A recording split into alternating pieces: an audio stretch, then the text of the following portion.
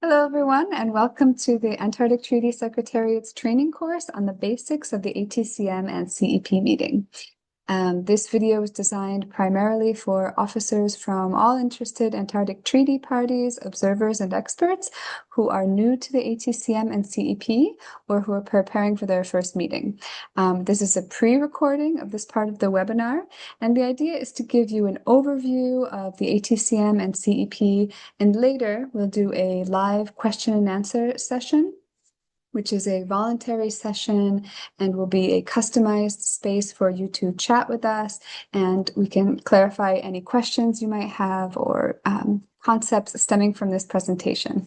So we hope you will have already received a reminder with the date and time of that live question and answer session. But if you haven't, please contact us and we'll provide you with all the necessary information. Presentation is divided into 4 parts: context, operation, actors and tools, and final outputs. In this first video, we'll touch on the context, which will be some background and an overview of the meeting, including its purpose and structure. In the second video, we'll look at the operation of the meeting, including the specific rules that govern the proceedings and how decisions are made. In the third part, we'll dive into actors and tools of the meeting and look at who actually sits at the table and how they manage the various types of discussion papers that drive the debates. And in the fourth video, we will look at the end goal or the outputs of the meeting and answer the question, what is the final result? And have a brief look at the final report and its contents. First, we'll have a look at context. So Article 9 of the Antarctic Treaty establishes that representatives of the contracting parties shall meet at suitable intervals and places. After the entry into force of the treaty in 1961, the ATCM generally convened every 2 years until 1994, at which point the meeting became an annual event. And the hosting duty is exclusively for the consultative parties. The ATCM hosts follow alphabetical order of their names in English, which ensures a fair rotation among the parties. What's the purpose of the ATCM? The core purpose of the meeting is also enshrined in Article 9, which establishes a triple mandate for contracting parties. First, to exchange information on matters of common interest. Second, to consult together on those matters. And finally, to formulate and recommend measures to their governments. These measures are the legal instruments that advance the principles and objectives of the entire Antarctic Treaty System.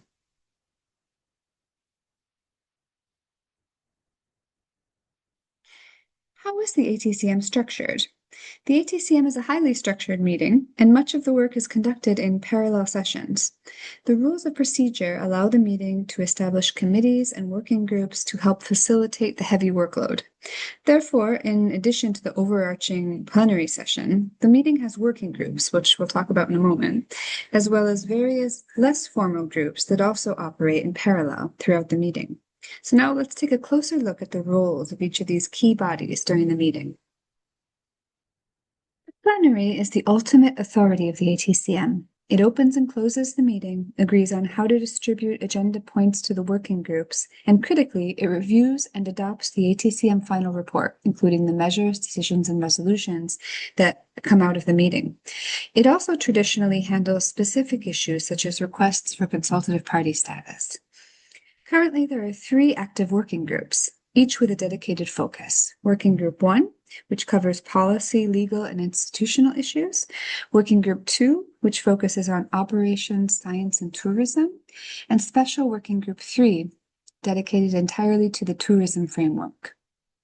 Third, we have the heads of delegation meetings, which are scheduled just before the ATCM starts and continually throughout the meeting.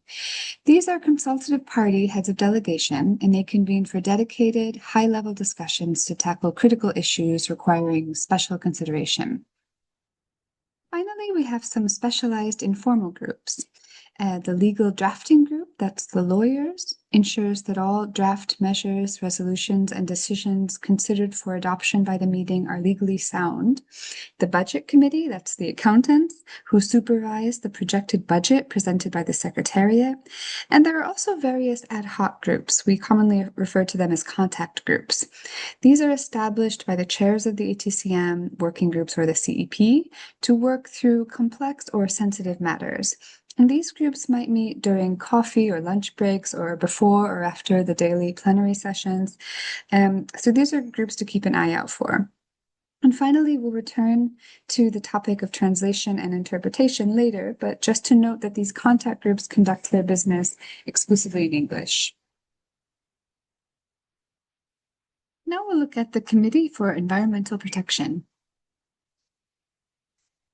The CEP was established by Article 11 of the Environment Protocol, and it has the crucial role of providing advice and recommendations to the parties on the implementation of the protocol. It operates under its own rules of procedure and adopts its own final report, which the ATCM then formally considers. The CEP meets once a year, usually in conjunction with the ATCM and at the same location. With the agreement of the ATCM and to fulfill its functions, the committee may also meet between annual meetings. And this brings us to the end of the first part, which has been context of the meeting. And in the second video, we'll talk about the operation of the meeting.